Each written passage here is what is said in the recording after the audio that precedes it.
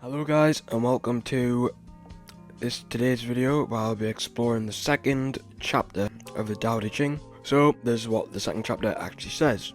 Under heaven all can see beauty as beauty only because there is ugliness. All can know good as good only because there is evil. Therefore having and not having arise together. Difficult and easy complement each other. Long and short contrast with each other. High and low rest upon each other. Voice and sound harmonize each other. Front and back follow one another.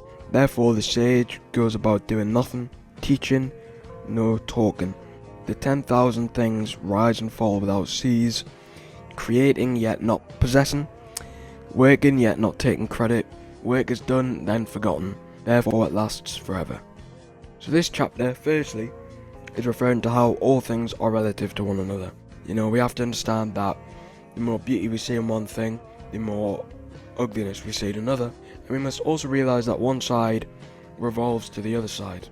And I can understand that trying to implement this into a way of thinking could be considered problematic, that we may be giving way to unhealthy behaviours that we don't want to engage in. However, all of this unhealthy behaviour and habits that we engage in comes from us being too narrowly focused on a one-sided reality. All we see is the good of something and not the bad, so we tend to lose restraint. And when we can begin to let ourselves see the connection between one and all, differences between them blur, and it is only after we see something as the way it is, without all these labels that we've attached to it, without seeing it as good or bad, then we can begin on the journey to inner peace. The more we yearn for things to be easy, for things to be good, the more difficult life becomes. So basically with this lesson, it's just emphasising that we should simply let things go, let go of expectations of a certain outcome, and just allow things to happen, not to desire for any one thing to happen. And the opposites of existence are united in a necessary whole, and it's detrimental to separate them. Now of course we appreciate some things more than others, but we must remember that we are able to do so only because we compare them. And the ugly is the mirror of the beautiful.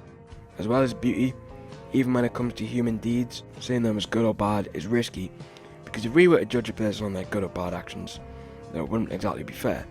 People are more complex than that, and any personality is a mystery beyond our understanding. We can only observe the actions by which that personality expresses itself, and there is rarely an objective truth to be found in what is good or bad. People have different opinions. And so with that, I would just like to say thank you for watching today's video. I hope that you've been able to enjoy this, and good luck on the rest of your journey.